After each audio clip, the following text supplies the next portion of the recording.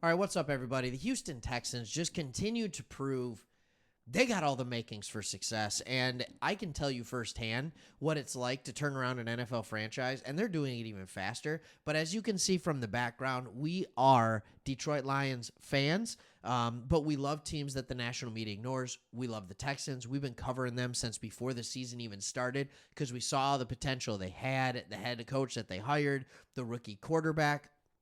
And so don't worry, and you got a Texans helmet right there. But anyways, we love the NFL, and DeMeco Ryans recently took to the podium, and I just want to talk about a few things that he was mentioning that make me realize, like, oh my goodness, they are in lockstep, and they are doing this almost the exact same way that the Detroit Lions did their rebuild. The difference is they have more talent right off the bat because they didn't have anything that was just killing their salary cap, and now they have a ton of room as well. So the first thing, and that tells me that they get it, is they want to at least entertain bringing back their own free agents. It starts here with DeMeco Ryans, where he says that he loves Jonathan Greenard. He also added that we'll see in regards to his free agency. We'll see what the market offers JG. When DNs like JG hit the market, they can ask for, well, a lot. All right? So that is a lot. He didn't say this, but an NFL exec told me that Jonathan Greenard could command $22 to $24 million on the open market. That's too much, right?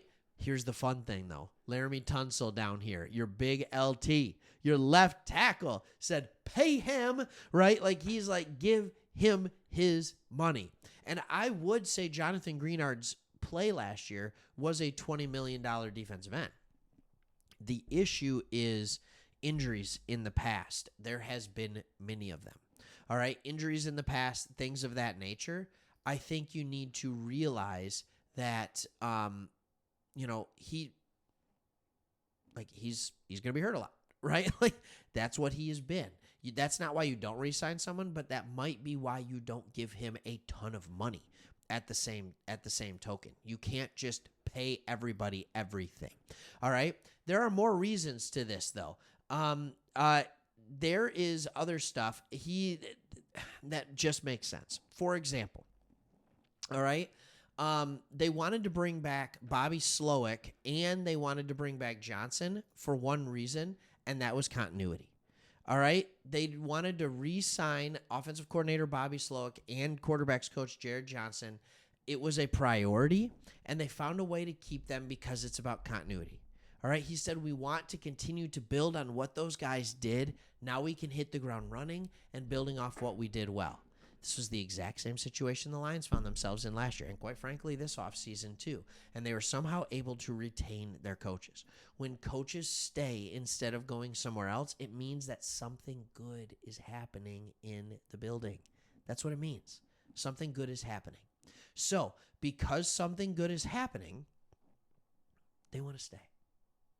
All right, so Bobby Slowick, you never know where his mind's at. He could be saying, nope, I'm out. I want to go somewhere next, right? And so there he goes. Or he might want to stick around for another year or two because he realizes I got one of the best quarterbacks in the game. I got a head coach that's supportive of me. I can completely run my offense, and maybe the Houston Texans are willing to pony up even more money to say, we'll keep you. We'll make you the highest paid offensive coordinator in the league. We don't care, right? Like, come on in, all right? Like, maybe that's the way this is going to look. I don't know. So anyways, that is all good things. But there's one other takeaway, all right, that was even bigger to me than anything else. And it was an extremely familiar sound, all right? And it was this. DeMeco Ryans want players who fit the Texans culture. Oh, that's beautiful. Anybody can strike gold on the second and third pick in the NFL draft, right? Not anybody can trade up to strike gold on the third pick, but anybody can strike gold on that. All right, but Ryan specifically stated that the team will look to bring in players who fit the team's culture, the team's mentality. That means players who are relentless, Players who have a relentless mindset, who are true competitors. And here's the words. You ready for it? People who love football. That's what you need.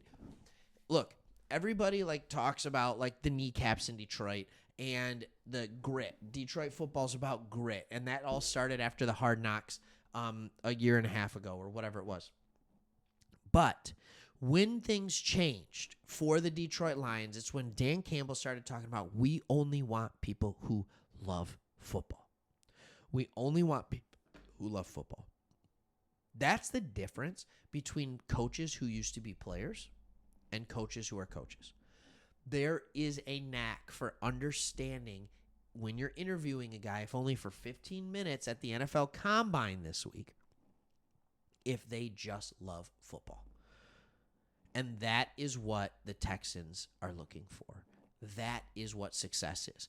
And when you can marry that love for football on your random positions, whether it's depth pieces, whether it's role players, whether it's starters, whether it's anywhere in between, if you can marry that to the extreme talent that is a C.J. Stroud, that is a Will Anderson, right? And I know there's other players. That is a Laramie Tunsil, right? You can then build something extremely, extremely special. And that's why this Texans team, I think, is to the moon. I think this Texans team is a legit Super Bowl contender for the next decade, at minimum the next 4 or 5 years, at minimum. And it's because they understand how to build the thing. And if you can keep Bobby Slowick around for another year, another 2 years, and get C.J. Stroud comfortable in the system and then continue to build on coaches and offensive coordinators off that system, that will bring a level of continuity in the system that'll work with Stroud. And you will continue to be better. But this whole idea of team culture, of mentality, of what does it look like to do these things, this to me is the big difference. This, to me, is what takes a team from being a team that, that was a cute run. They were pretty good, and then moves them into I'm a legit competitor, Super Bowl contender, year in and year out. Not just, this was fun, we won a playoff game. No. Nope, legit contender. So let me know what you think. How big of a deal is it for you of people who love football? And not only that, the Texans can play this mantra. They can play hey, nobody respects you. Nobody expects you to do anything. You're the second team in the state of Texas, right? They got the Cowboys there. No way.